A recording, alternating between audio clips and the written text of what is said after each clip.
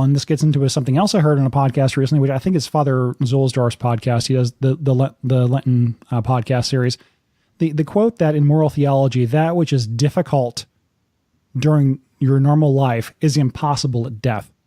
If you have difficulty doing little things like this during your normal everyday life, you're not going to be able to do it at all at the time of death. Exactly.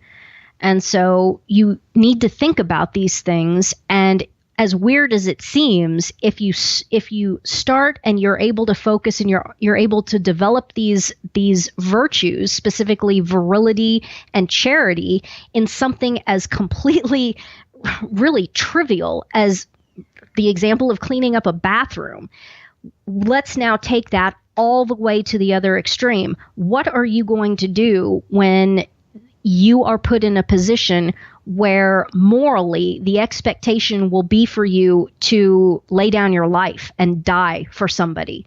What if you're in a situation where there is an active shooter?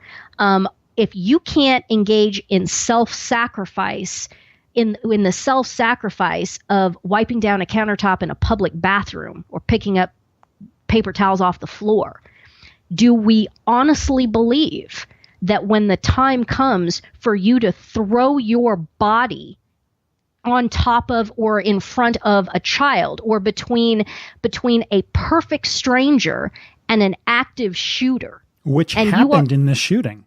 Yes, absolutely. There were there two of the teachers. One of them was a coach, I believe, literally threw himself on top of and took bullets for some of the students. I think the assistant football coach took 9 shots, if I remember correctly, from what I've read. And in terms of, I will lay down my life to protect these kids who are probably snot-nosed little jerks to begin with, but that's not the point.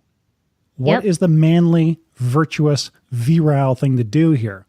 Is it to be, and he wasn't armed either.